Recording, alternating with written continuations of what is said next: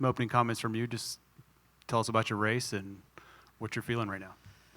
Oh, man. I was very, very nervous before that race. I think I kind of freaked Greg out, too. But it's, it's a different way of swimming when it's not about how well you do. It really comes down to, are you first or second? And so that's a little stressful. But once the race got going, I just felt really strong and chill. And then I kind of had a moment where I woke up in the middle of the race on the freestyle and kind of looked down at the bottom of the pool on the first 50, and it was just this surreal, is this happening right now? Because I could see that I was ahead, and I don't even know. It was perfect. Go ahead and take a few questions. Pat first, and then David in the back. Obviously, it looked like you had the race in control pretty much the whole time. Your breaststroke leg was obviously very good to keep you where you were. What were the emotions when you're coming into the finish and you know you've actually won and you're going to the Olympics? I mean, it felt like a dream. I was trying to, still be in the race, still working hard. Obviously, it hurts, so you don't have to really convince yourself too much that you're really swimming. But I just wanted to be remember that those last 25 meters, knowing that I was about to touch the wall and see a first place next to my name. And it just, I can't believe that happened. Maya, before the race, when you said you freaked Greg out a little bit, what was it like coming out knowing that you were favored to make the Olympic team, unlike 4 years ago when you didn't have that pressure on you? Yeah, it's a totally different ball game with the lead up and the build up and being on a door out there. It's cool, but also it's kind of scary. But you just look at it and that I've done the work to put me in a spot where people were expecting me to make the team, and that's good. That has its bonuses, and coming in fourth after prelims, that's actually pretty good for me because my prelim swims are generally underwhelming, and I know that I always improve at night. So it was a pretty good spot. I just had to hit my breaststroke, and after that first 50, I knew that it was going to happen. Well, what was it about that breaststroke that was just that was on tonight? I don't know. I think we got lucky. It's kind of hit or miss with me, and it'd been pretty good in training, and it's just getting that to happen in a race was what we needed, but we made good adjustments, and it all came together. Mike and then Dan. When you entered Stanford, were you on a quadrennial program with Greg with the Olympics plan in mind and a step up? You had a very good year of training. It's been very good. Has this gone according to plan, your plan and Greg's? I would say it's gone better than planned.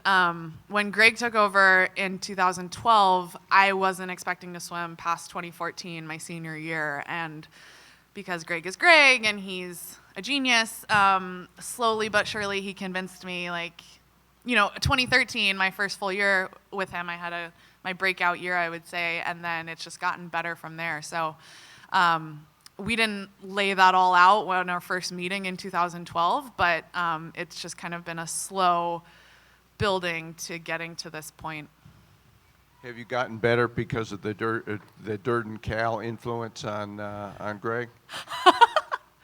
I think Greg has run a great program on his own, and I think he learned a lot there, but he's definitely taken it and made Stanford his own, and we're really lucky to have him.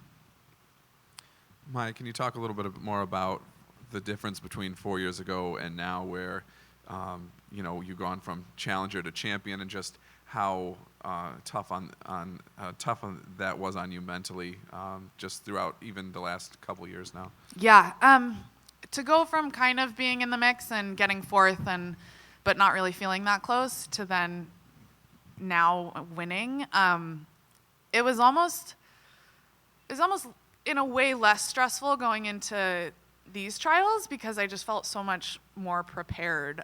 Going into 2012, it was kind of like, I have no idea how this is going to go. But coming into this one, I knew I did the training. I knew I put all the pieces together, and it was just a matter of executing. So there's obviously the added pressure of kind of coming in as a top seed, but in the same way, it's less stressful because I know I've done the work. All right, and just now, you're one of the faces of this trials. You've done all kinds of photo shoots and all kinds of promos. What has that been like for you to be known as one of the faces, of the United States? Yeah, it's a little weird, but I would say I'm one of the supporting characters. You have the stars like Ledecky and who I can't wait to watch some tomorrow, and I'll kind of be putzing in the background, but enjoying it nonetheless. I'm happy to be a part of this team. Bonnie. Hi, Maya. Congratulations. Hi, thank you. You said something in the mix zone that struck me as having Zen certainty, that you were getting a lot of confidence from not holding on too tightly, even though you knew it was your last go-round. Mm-hmm. How do you know that this experience you're about to have is not going to transform your attitude and change your mind? I guess there's no way to know for sure, but again, I think the reason that I've had this success this year is because I know that swimming is wrapping up for me, and it's so much easier to work hard every day and push myself and be excited about all the little things that make swimming great that are kind of hard to get excited about when you're looking at this like, oh, I have so many more years ahead of me of doing this. And so it's been a treat to swim every day and to be in the group that I'm in and be at Stanford. So I think having that kind of closure and, I knew that I had done the work and I'd worked as hard as I could, so whatever happens was really calming going into that race. Go ahead, Pat. You said in the mix zone you couldn't wait to see your coach and your family. Mm-hmm. What were those moments like? It was really emotional seeing Greg. He gave me a big hug, and anytime you can make Greg tear up a little bit, it's been a good swim. And then I haven't actually gotten to see my family yet, but I called my husband after the race, and he told me, he kind of described the scene going on. My mother-in-law, he said, has not stopped crying. My mom was just like all over the place, like, what happens now? When do we get to see her? Where is she going? And Rob's like, I don't know anything. Like, we don't know what's going on. And my dad was just very calm and collected as he is generally. I'm sure I'll see a little tear when I give him a hug, but he pretends like he's got it all under wraps. Yeah. All right. Thanks, everyone. We'll let Maya go enjoy that moment with her family. Thank you.